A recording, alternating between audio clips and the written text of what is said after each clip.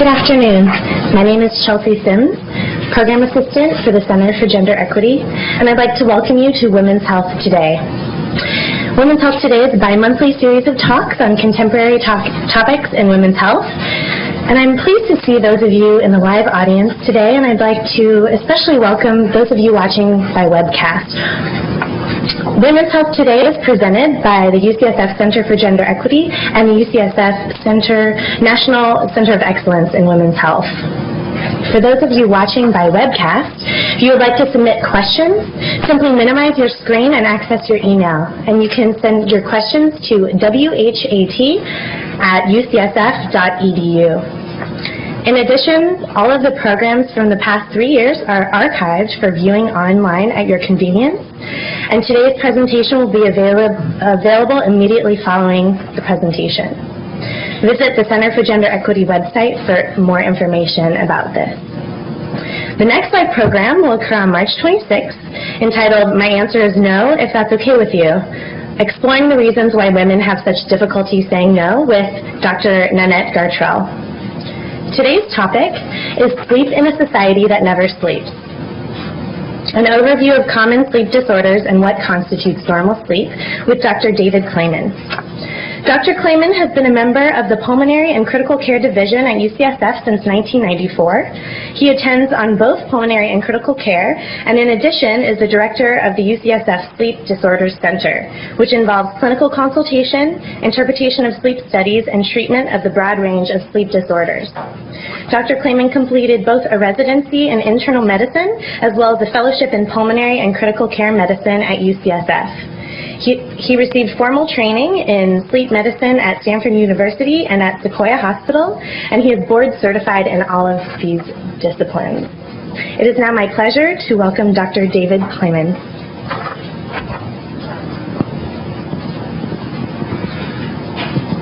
Thank you, Chelsea, and thank you everyone for attending in person. It's nice to see a few familiar faces here and there in the audience. I can't see the webcast, but it's a pleasure to be here and contribute to these outstanding programs.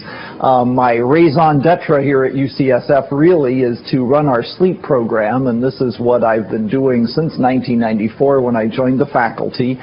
And what I'd like to do today is to be able to go over a range of different sleep issues that are commonly encountered in society and emphasize some of those key points, but also have time for questions, both from people in person as well as viewing from elsewhere. And the title of the talk for today is Sleep in a Society That Never Sleeps. And I use this, it's a takeoff on the old saying about New York being the city that never sleeps. And now all major urban areas, of course, have people who are up all day and all night doing different things. And with computer, internet, and cable television, there are even more ways to choose not to sleep enough. And so it's a nice highlight for all the different issues that may be going on. So with that as an introduction, what I'd like to start with is going over a little bit of normal sleep issues, and then segue into some of the different disorders that we encounter and that are important to people.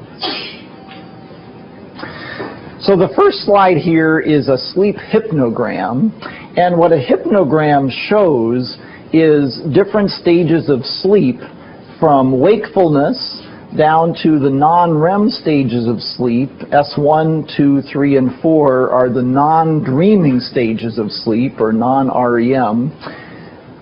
Rapid eye movement sleep, or REM sleep, is dreaming. And down here on the bottom axis, you can see clock time starting at 12 midnight and going to 1, 2, 3, 4, 5, 6, 7 in the morning for a typical sleeping schedule at nighttime. And a normal person, when they go to sleep, will have a few minutes, hopefully just a few, of being awake at the beginning, and then we'll go through these non-dreaming stages, S1, 2, 3, and 4. And then you can see after an hour or two, you'll have your first dreaming episode, and then you cycle through so that every 1 to 2 hours, you go through dreaming sleep with these darker bars. And an average person has 4 to 6 episodes of dreaming sleep per night. Now, you won't remember these most of the time unless you happen to wake up right after the dream, but this is a normal pattern if it's not interrupted by phones or needing to go to the bathroom or medical problems. Now, it's commonly thought that, oh, dreaming sleep is the deepest stage of sleep, but in fact, that's not true. The deepest stage of sleep is S3 and S4, which are the non-dreaming stages of sleep, and that's where the brain waves have a higher amplitude, and they're described as slow waves in the sleeping pattern. So slow wave sleep, this S3 and S4, is the deepest stage of sleep, and that's the stereotypical time for kids to have sleepwalking or night terrors for a brief period early in the night. And it's so early in the night that oftentimes it's even before their parents have gone to sleep. So that's the deepest stage of sleep, and I do like to emphasize that point. So this is, again, a sleep hypnogram showing a normal pattern of cycling through non-dreaming and dreaming sleep.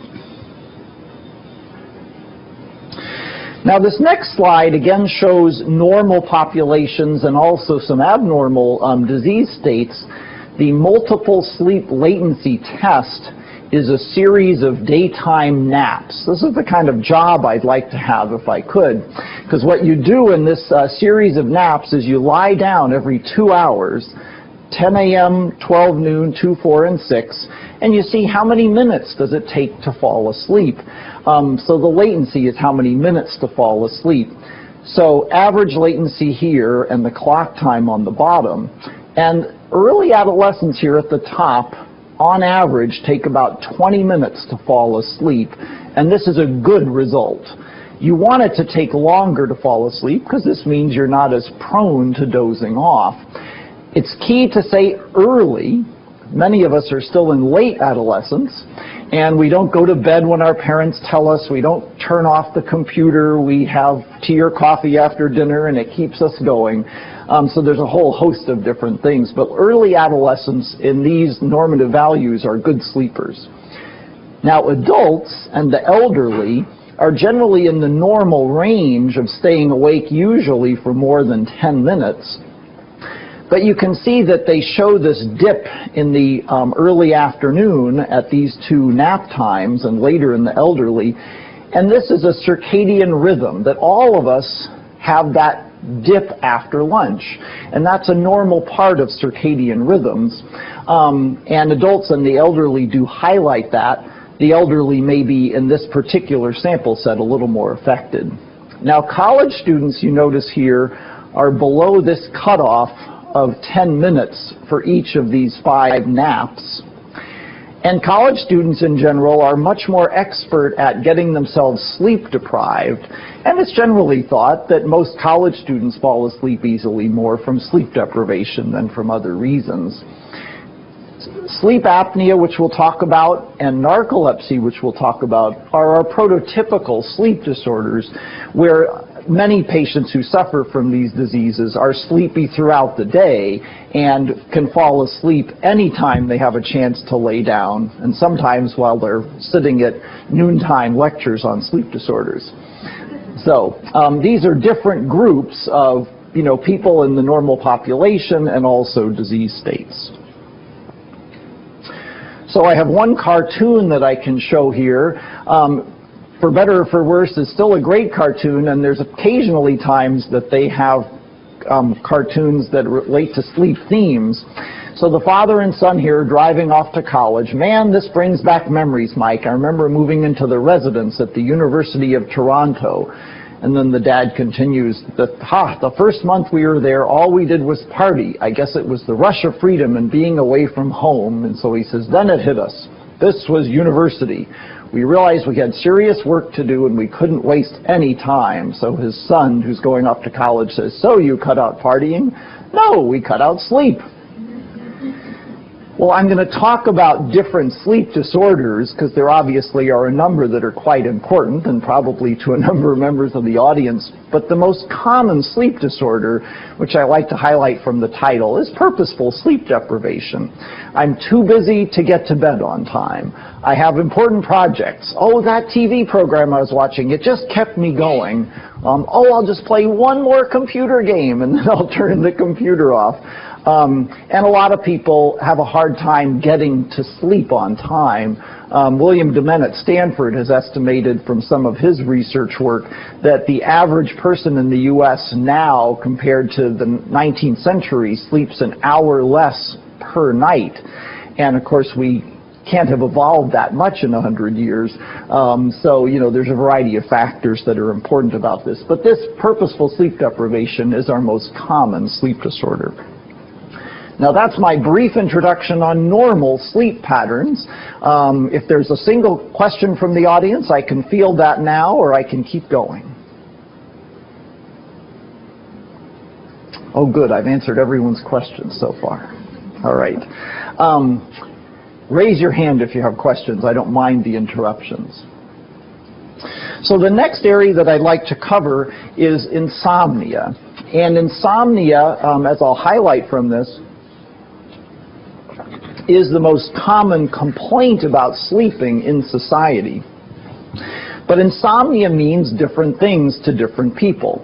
So this is old information from a survey done by the National Sleep Foundation from early in the 1990s, and they've had similar updated information since then that show that in a typical sample, about 27% of the U.S. population will report occasional insomnia when asked, and about 9% will report chronic sleeping problems or insomnia. So this is more than a third of the U.S. population in any given year that a sample survey is taken. But again, as I said, insomnia is very subjective. It generally means, well, I want to be asleep, but I'm not sleeping the way I would like to. And insomnia can happen at the beginning of the night. I go to bed and I'm not that tired, and you lay there for an hour or two ruminating about different things. It can also be in the middle of the night, waking up frequently as the night goes on. That can be caused by medical problems, if there's pain, discomfort, breathing problems, or the need to urinate that's waking you up. So insomnia can go on during the night, or it could be early morning awakenings. I wake up at 4 a.m. and of course that makes us think, you know, could there be depression or anxiety problems contributing to early morning awakenings? So there's a variety of different issues that can come up. But if someone has insomnia, you have to ask, well, what do you mean by that insomnia? Because there's such a range of different specific issues that people can be complained about. So just to highlight some of those issues, and I apologize, I probably for this lecture should have said a 40-year-old woman, but this is a 40-year-old man. Just imagine I was smart enough to correct that ahead of time. A 40-year-old woman complains of insomnia at sleep onset.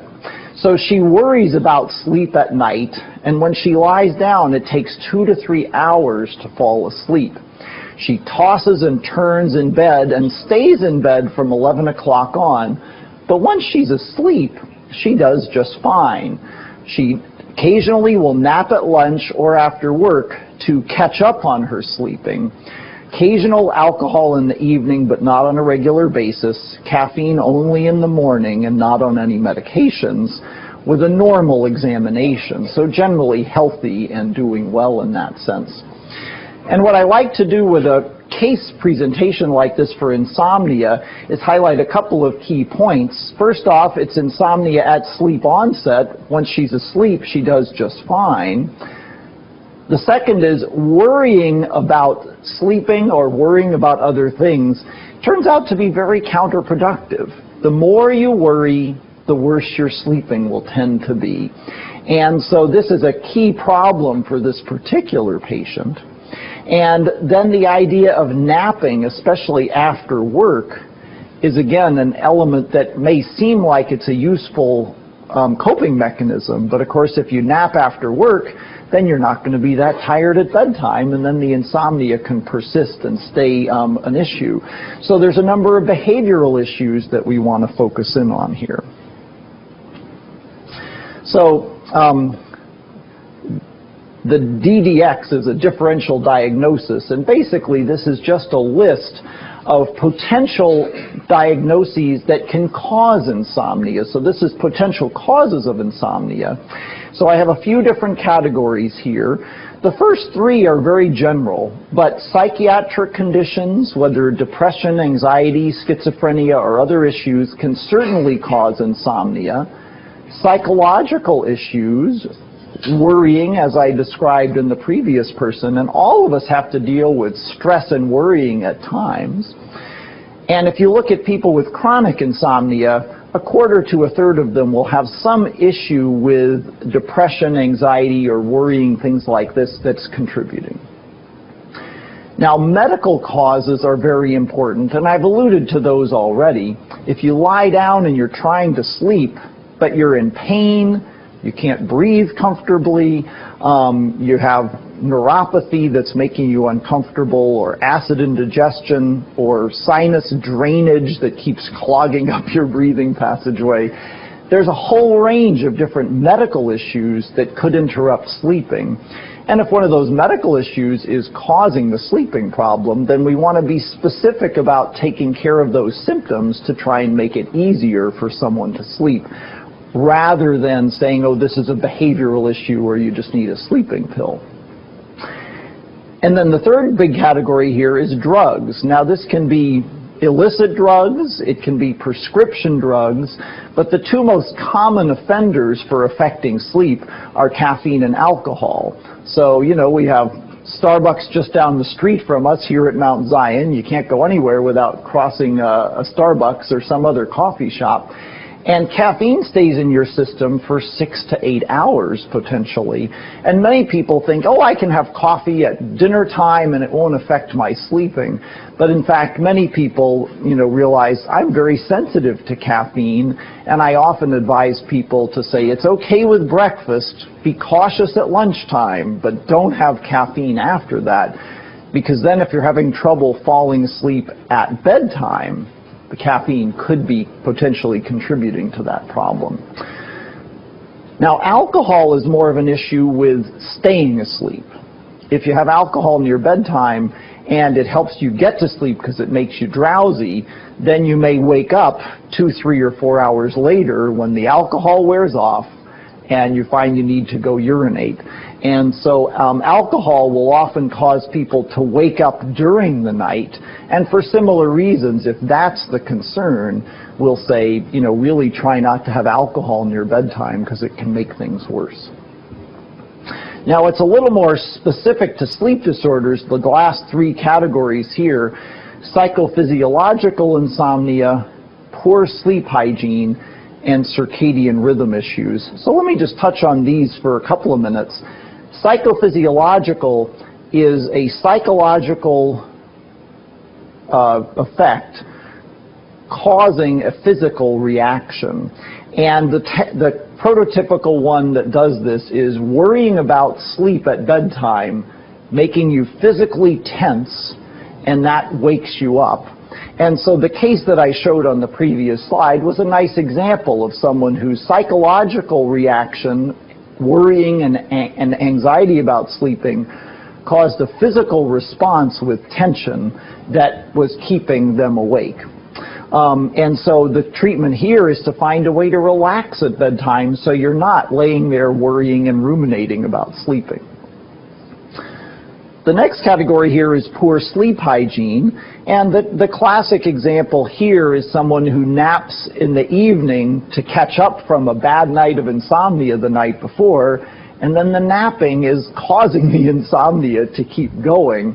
And so I'll discuss on the next slide some elements of better sleep hygiene, because sleep hygiene is our term for good sleeping habits. And if there's any one key emphasis to make for people relating to insomnia and how to intervene for it, the key issue is to focus on good sleeping habits to help cope with these issues long term. And then circadian rhythm issues here, the two most common ones are jet lag and shift work.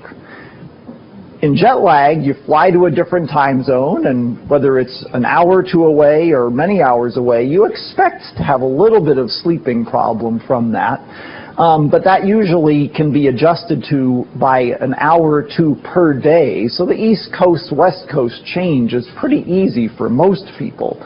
Crossing the oceans is a much bigger problem with jet lag. But the one that I get more concerned about is shift work. People who work the night shift on the weekdays, but then want to stay up with their family on the weekends and are sleeping at night on the weekends, so that their sleep schedule almost completely shifts and has very few hours in common. Because if you do shift work and your sleep schedule is always shifting between day and night, it's hard to feel rested and sleep efficiently, and that can certainly contribute to chronic insomnia problems. So you can see there's a whole range of different issues to be concerned about. Not only what are the details of the insomnia, what are the physical parts, what are the psychological reactions, and how can we cope with it in a behavioral sense. So as promised, the next slide here is on sleep hygiene. And again, what I want to emphasize, this is the most important slide talking about insomnia, because sleep hygiene is really the way to focus on improving your sleep habits. So we'll just go through these issues here. Keep a regular bedtime and wake-up time, and this really refers to people who either have shift work or like to stay up until 2, 3, or 4 in the morning on the weekends, sleep till noon on Saturday and Sunday, and then there's no way you're going to go to sleep at 10 p.m. on Sunday if you've been sleeping until noon. So trying to keep more consistent sleep schedule. Keep your bedroom quiet, comfortable, and dark so it's conducive to sleeping. And in a way to prevent yourself from worrying about sleep, and also to make sure that you don't have that physical tension, you want to incorporate a relaxation technique for 10 to 30 minutes before bed. Now, I use relaxation technique on purpose as a very generic term, because it's very individual what will relax one person versus what will relax someone else. And so, usually I'll say don't use TV, for sure don't use computers, but some people will say the radio or the TV helps me relax, and then I don't think about work or other things. So it really depends on what works. Often for relaxation, I'll suggest reading even in bed, if that helps, music, a short shower, and there's a variety of other techniques that can be helpful. Get regular exercise, and this can just be walking at lunch, after dinner, after work. It doesn't have to be going to the gym. Certainly we're a good city for a lot of those activities, but you just want to be active enough so you use up energy, and then you're more tired at bedtime. Don't nap, and I've mentioned that already. If you nap, it may seem like a helpful coping mechanism, but it usually will make the insomnia worse. Don't lie in bed feeling worried, anxious, or frustrated. The more you worry about sleeping, usually the worse you'll sleep. And this is why we want you to be relaxed in bed to help with that issue.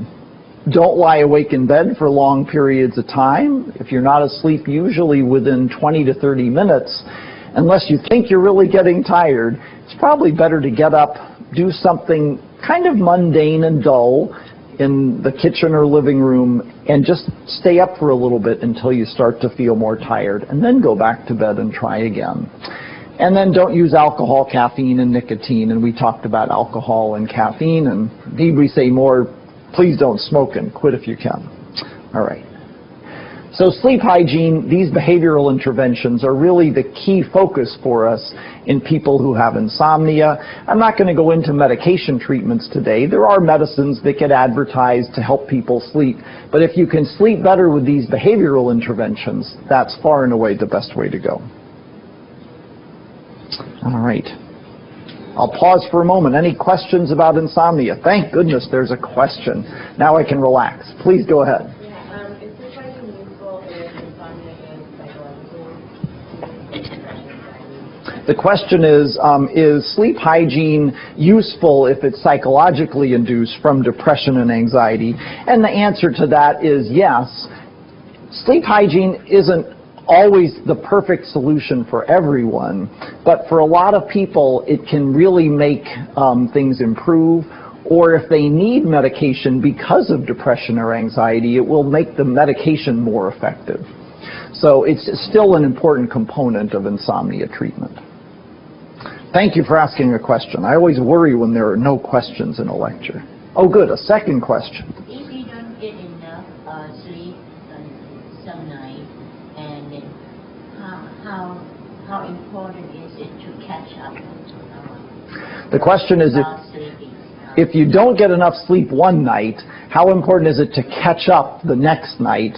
And I would say it's probably important to try to catch up, but most people in the field of sleep medicine would say that you really never quite catch up completely, because if you sleep 4 or 5 hours one night, it's hard to sleep 12 or 13. You don't quite make up the difference. And that's why we like you to stay as consistent as you can. You know, life sometimes does happen and gets in the way of these things, but, you know, these are optimal approaches. All right. Thank you for asking questions. So the next couple of slides, I want to talk about leg movements at nighttime, because leg movements come up, and, you know, the one that's getting advertised these days is restless leg syndrome. But what we have at the top here, the first one is hypnic myoclonus. Hypnic myoclonus refers to that muscle jerk that many people have as they're dozing off. If you have a sleeping partner and they fall asleep before you and then they have that muscle jerk, then you know either that they've fallen asleep before you or it's another San Francisco earthquake. And so usually you should just be envious that they fell asleep first, because this is normal, and many people will have 1 or 2 of these muscle jerks right as they're falling asleep. If it happens to you, don't be alarmed. That kind of muscle jerk, it means you're dozing off. So take it as a good sign that you're falling asleep, and don't be alarmed. Now, the 2 disorders that we focus on here are restless leg syndrome, abbreviated RLS, and periodic limb movements of sleep. We don't know why these disorders occur.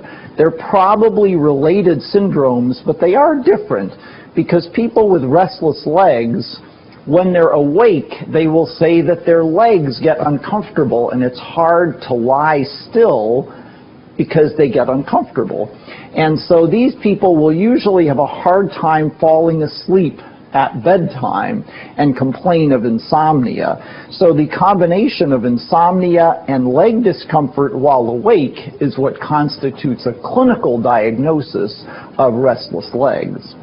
Now, people who have periodic limb movements of sleep, it's usually leg kicking that occurs while they're sleeping, and it happens every 20 to 30 seconds that the legs are kicking, and it can interrupt the sleeping, so that people with leg kicking problems can be tired or sleepy in the daytime.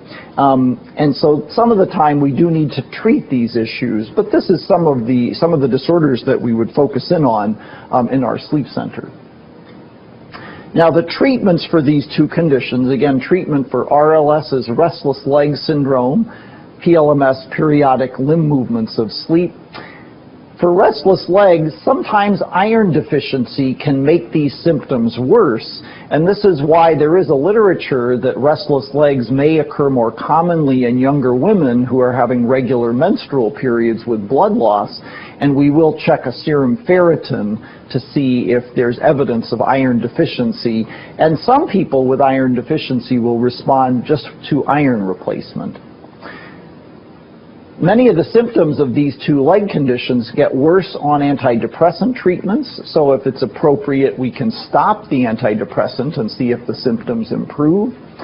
But if treatment is necessary, there are 4 classes of medicines. The dopamine agents that have been advertised are Mirapex and Requip. Cinemet's also used, and these are the same medications that are used to treat Parkinson's disease. They're not the same conditions. it's a different indication here, but these medicines are commonly used for other conditions. Clonazepam, which is a benzodiazepine related to Valium, although it has a slightly different structure, can often be used to help people stay asleep more easily. Gabapentin is also available as another medication to take at bedtime, and both of these are particularly useful if people have a lot of discomfort from restless legs, so these are options. And sometimes there's enough pain involved that pain medicines, and I listed a couple of opiate options here, can be useful. But there's a range of treatment options. Our preferred approach is with these dopamine agents because they tend to have a more direct beneficial effect, and they're not sedating or habit forming in the same way that the benzodiazepines can be. So there are different treatment options depending on the severity of the problem. Yes, a question. Isn't gabapentin used to treat epilepsy? The question is, isn't gabapentin used to treat epilepsy? And its more common usage is actually for chronic pain problems, neuropathy and things like that. It can be used to treat epilepsy. It's not I'm not a neurologist, but I don't believe it's a first-line agent for epilepsy for the vast majority of people. But it has a whole range of different neurologic indications. This just happens to be one of them. But it is an appropriate treatment if RLS is a significant problem. Thank you. All right, and we'll shift gears here to the next sleep disorder that I think is important to describe to people, and that is sleep apnea. And what I have on this slide is a figure representing an example of an obstructive apnea, and an apnea is where the airway actually closes and blocks the breathing. That's what the name obstruction means, that the breathing passageway is blocked. And on this figure, what you can see if you look at airflow is there's regular breathing here, but then the airway collapses shut and blocks the breathing, so the airflow stops. And that's what an apnea is.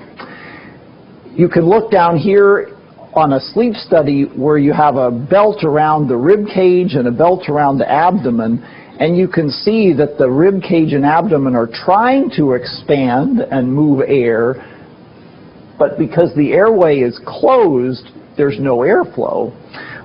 So what results in that is because there's no air moving, the oxygen levels will drop down as a result of that. So we see oxygen levels dropping as a result of apnea. And then if you look up here at the top in the electroencephalogram, the brain waves or EEG signal, what happens is there's an arousal, and an arousal is an interruption from sleep where the brainwave activity goes to a faster frequency. And so these interruptions in the sleep are good, they're normal, because they restore the airflow by reactivating the muscles to open up the airway. But if you have too many of these interruptions from these episodes of apnea, it can make you tired the next day because of interrupted and therefore poor sleep quality.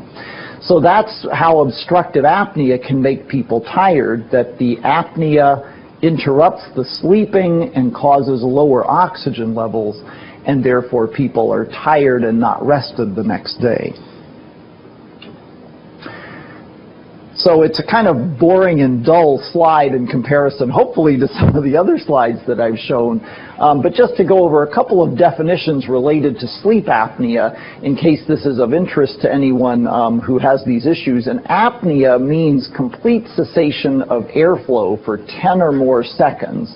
And this is our conventional definition of apnea when we're reviewing sleep study results in our center and centers across the country that investigate sleep apnea.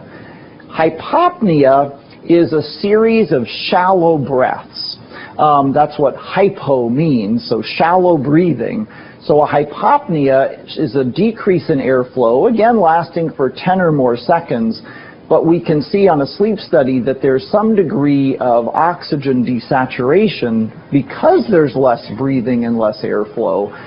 And both apneas and hypopneas can cause those interruptions in the sleep pattern that I showed on the previous slide.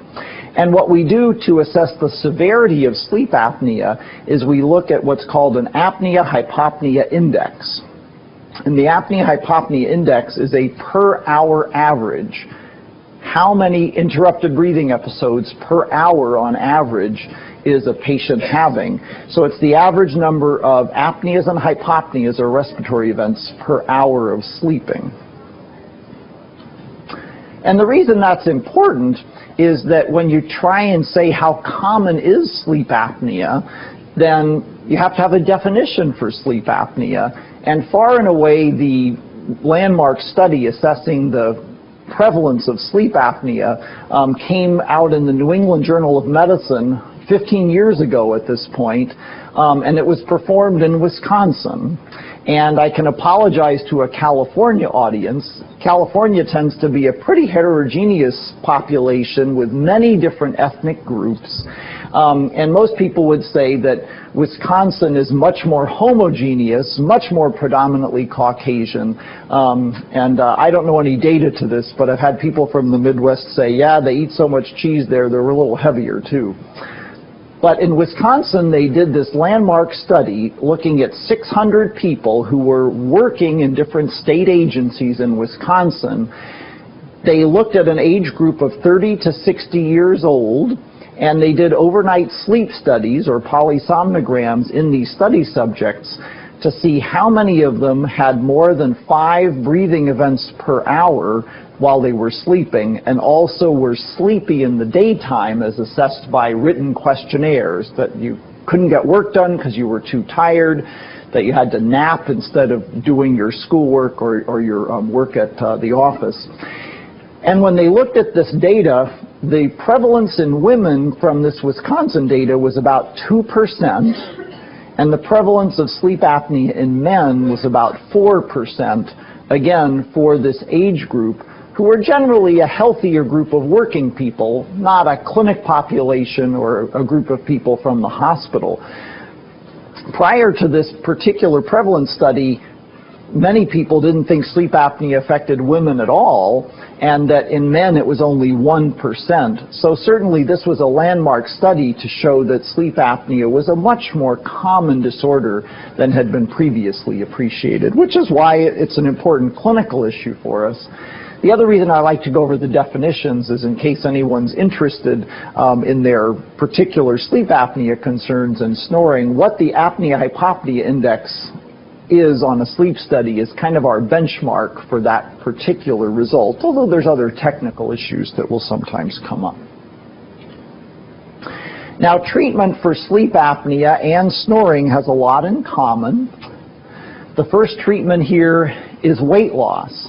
The two most common reasons people will have sleep apnea and snoring problems is because of getting older, which we view as a non-modifiable risk factor so far, and gaining weight, because as you gain weight, you'll tend to get extra neck tissue. Men in particular will say, well, I used to be able to fit a 15-inch collar size, and now it's choking me to death all day. Women are usually smart enough not to wear these collars. But if you lose weight and you lose neck tissue, then the sleep apnea usually improves. The challenge of weight loss is that although it's easy to say, please lose weight, for many people it's very difficult to lose weight and maintain that weight loss, but it still tops on the list in terms of important issues for us. I should add here, as an aside, the vast majority of people who have sleep apnea snore very loudly, and all of these interventions potentially can be used to treat snoring also. But snoring and sleep apnea are two different things.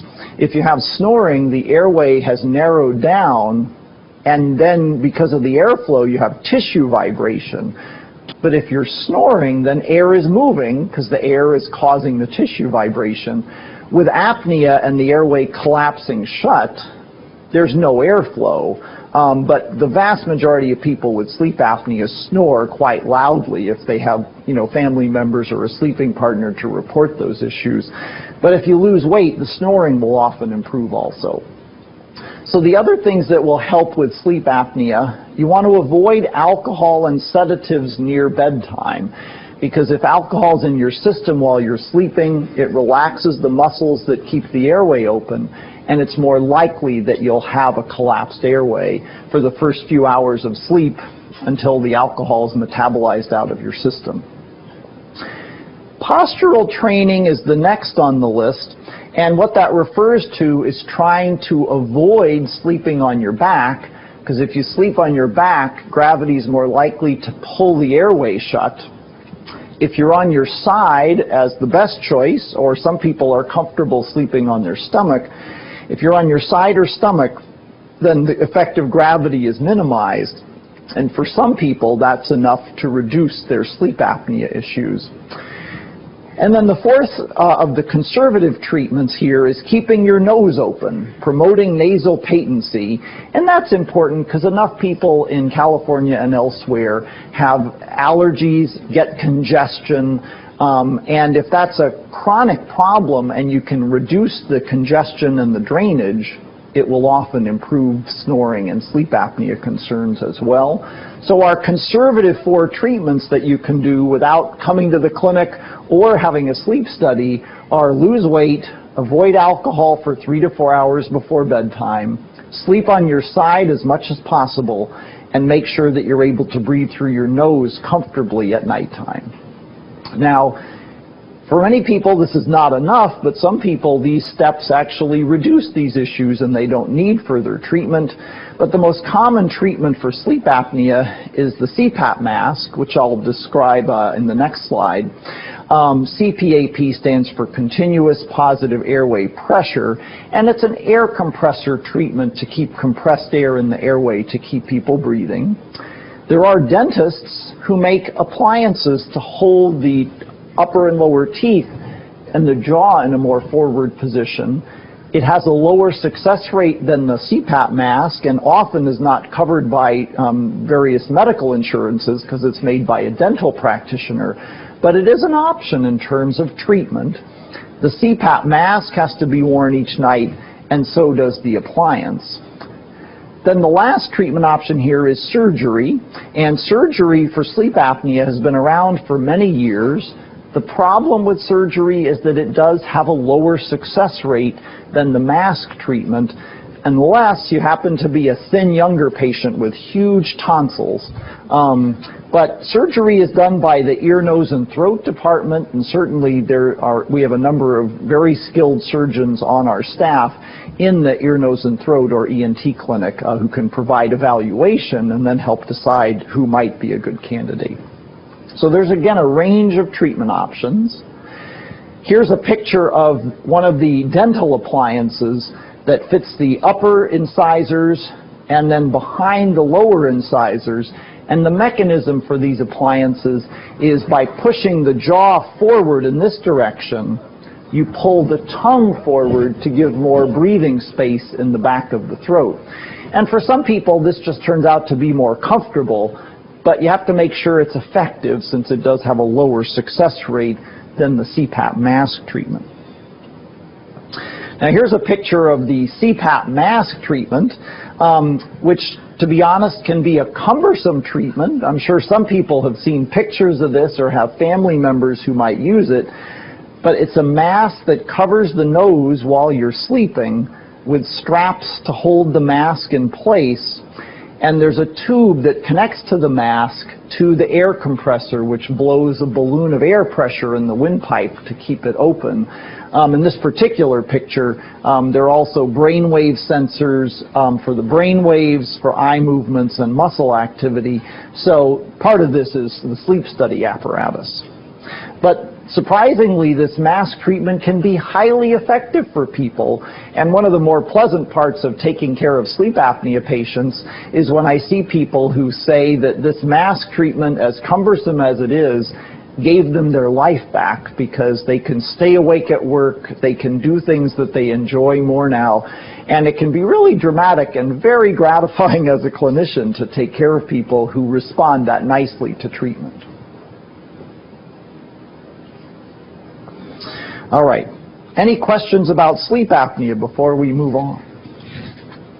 I like the murmurs from the audience over the CPAP picture.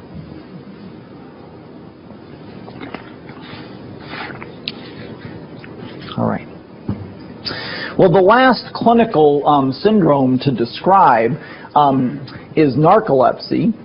And then I'll have more time for questions. Hopefully we'll be able to get some from the web or from other places.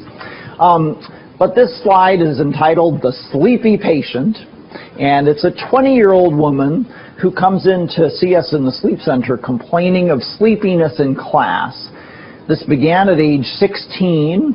She's tried having coffee, sodas, caffeine pills. Caffeine never helped. There's no history of drug use, no history of head trauma or injuries or illness. And she reports when she came in that she had these curious episodes of weak, wobbly knees that would last for 10 or 20 seconds when she laughs. She sleeps about 8 hours per night, and there's no history of being obese. There's no descriptions of snoring or witnessed apnea. And when she can nap, she says the naps are quite refreshing. It's just awkward when they happen during class. She's not on any medications and has no allergies, and she basically is drowsy when you meet her in the waiting room, but otherwise has a normal examination. And so being young and sleepy without snoring could be sleep deprivation, could be drug use and issues like that. But this description of episodes of muscle weakness while laughing or being surprised is very suggestive of cataplexy. And cataplexy, as I'll describe on the next slide, is a symptom of narcolepsy. So the narcolepsy symptoms are outlined here, and they're classically described as a tetrad of symptoms. There are 4 classic symptoms. And the one that's always present is excessive daytime sleepiness. Essentially 100% of narcolepsy patients will be drowsy during the daytime. And naps are characteristically refreshing for people with narcolepsy. And that's very similar to sleep deprivation. If you're sleep deprived, usually naps are very refreshing. So just because you have refreshing naps doesn't mean you have narcolepsy if you're sleep deprived. So this is an important issue for us, and this also gives a clue to one of the potential treatment options, that naps on a purposeful plan basis may be beneficial. Cataplexy, as I mentioned, is these episodes of muscle weakness in response to emotion, and these are often precipitated by laughter, being surprised, getting angry. And this is a more specific symptom because it's an unusual description for people to give. And essentially, it's the muscle atonia of REM sleep being inappropriately superimposed while you're awake. So to some degree, cataplexy is a symptom of REM sleep, but trying to come on while you're awake. Sleep paralysis is the inability to move either when falling asleep or waking up. And it's normal to be paralyzed in dreaming sleep. That's what the muscle atonia of REM sleep does. But it's abnormal to feel it, and sometimes people will wake up and feel this paralysis. It's very alarming when people experience that, and it can be a symptom of narcolepsy. It's not as specific as the cataplexy symptom. And hypnagogic hallucinations are vivid dreams occurring right after you fall asleep, and some people will sense those and find them very disconcerting. If you're sleep deprived, if you're jet lagged, you can have dreams as you're falling asleep anyway, but if you've slept 8 or 9 hours a night and you fall asleep at lunch and you have a dream and a 10-minute nap, that's more concerning for this particular symptom. So there's a range of symptoms, but people with narcolepsy tend to be quite sleepy. And the treatment for narcolepsy is generally tailored to the patient's symptoms. Since sleepiness is the most common complaint, that's usually the focus. And the first treatments are to make sure the sleep schedule is quite regular and consistent. Obviously, if you have narcolepsy, you want to avoid sleep deprivation since you're prone to sleep problems anyway. And planned naps are often very helpful. I know I have a 1 o'clock meeting after lunch, and I'll say, well, take a 20-minute nap over your lunch hour so that you can nap when it's convenient and then be more rested later when you need to be alert. And if medicines are necessary, and most people with narcolepsy do end up on medications, it would either be stimulants like Ritalin or wake-promoting agents like modafinil. And modafinil is not technically a stimulant. The name that many people have heard of for this is Provigil, but these are the medications that are more commonly used. And once in a while, although not frequently, I'll see a patient with narcolepsy whose main complaint is the cataplexy, and then we'll try either antidepressants or Xyrem. So there's a couple of different options. This is a lot less common. All right, so narcolepsy is an interesting and dramatic illness, but it's far less common than sleep apnea and sleep deprivation, but it certainly attracts interest when it comes up. All right, and this is my last slide. That was the end of my prepared comments because I wanted to give time for questions at the end, either from the live or remote audiences. And what I like to emphasize to people in terms of sleep disorders is that there's a whole range of different issues. What's neat and exciting about sleep disorders is that everyone's interested in some way, either because they occasionally have problems or because they know someone who's really frustrated by the problems that they have. And the variety that you can see in terms of helping people makes it endlessly interesting and fascinating. So thank you for your kind attention, and I'd be happy to field questions for as long as time permits. Yes, in the back.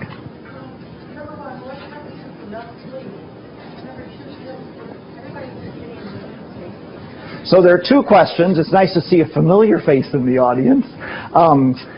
What constitutes the right amount of sleep, and are everyone's circadian rhythms the same? Well, the right amount of sleep is a hard question to answer, but normally what I would say is for each individual person, the right amount of sleep is how many hours it takes so that you can wake up pretty easily with your alarm and not need to nap in the daytime or have an excessive amount of, caffeinated drinks. So, maybe I should be a purist and say get through the day with no caffeine, but I think if you have 1 cup of tea, coffee, or a soda, and you get through the day and you don't really get too drowsy in the afternoon, and that turns out to be 7.5 or 8 hours for an average person, then that's fine. It's a bell-shaped curve, so there are people that do need longer or shorter hours, but the average person is 7.5 to 8. Circadian rhythms also have a bell-shaped distribution, but for most people it's pretty close to 24 hours. But you do have people who are typically either night owls and they stay up late easily, or they're morning people and they tend to go to sleep easily but wake up early without too much trouble. So there's certainly some variation in that as well. And again, the key thing is to kind of know your own patterns. Yes? What impact does menopause have on insomnia? The question is, what impact does menopause have on insomnia? That is an excellent question. We actually have an expert here at UCSF who does research on that, Dr. Catherine Lee, who's over in the School of Nursing, and is one of our respected colleagues.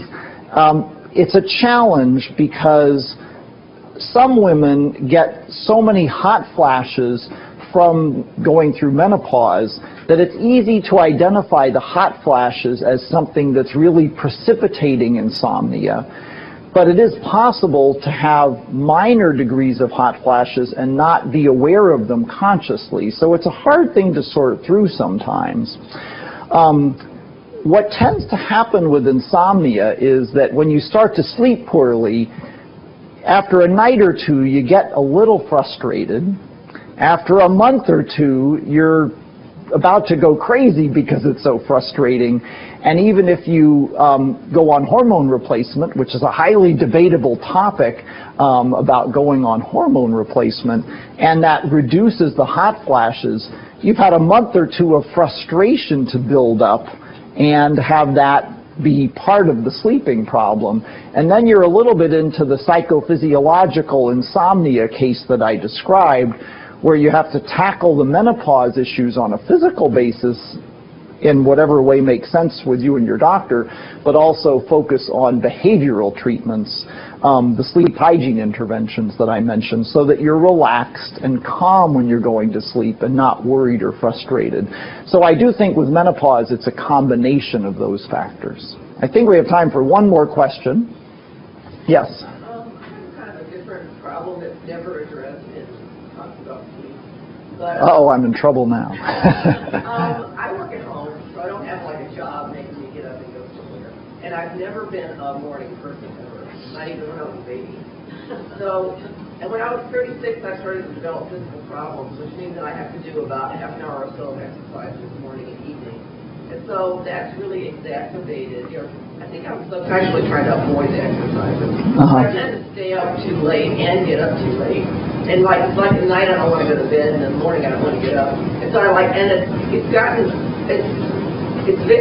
say it's mostly very inconvenient. Like by the time I'm finished with the exercises and all that stuff, it's 2 in the afternoon. And then I might stay up till 3 because I'll sit there and think, oh gee, it's only 2 o'clock, it's early. Well, let me jump in and say, you gave a nice description of what happens to you, and I'll try and rephrase it as a question, but I guess the question is, how do you cope if your pattern is to be a late sleeper and also tend to stay up late and then have a hard time getting going? Hard time trying to correct it. Right. Like my body will fight to get it back. Well, in the 30 seconds that I have, I can't really answer your question, but I will say that if you have trouble getting to sleep at night, usually the first step is getting up at a more consistent and earlier hour. Because to make it easy math, if you need 7 hours of sleep and you get up at noon, then you're not going to be ready to go to sleep until 5 a.m. So what you have to do is get up earlier. I have to stop now because hang on, is that the end? Do I need to stop? Okay. Thank you very much. I'm sorry to have to stop.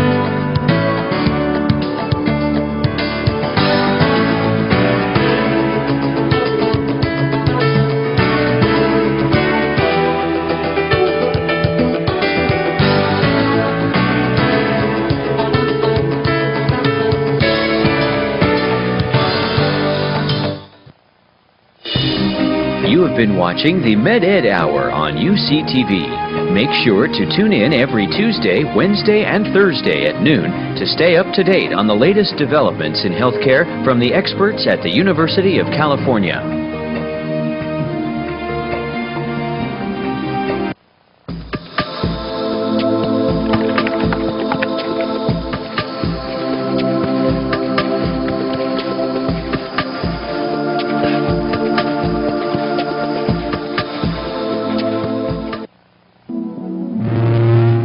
We'd like to hear what you think.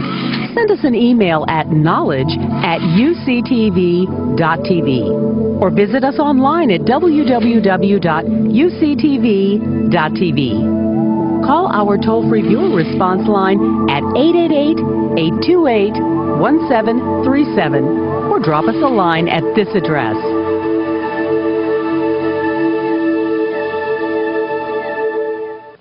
Want to know more? Go online at ucsd.tv. Get the complete broadcast schedule, in-depth program information, online video archives, and much more. You're watching University of California Television.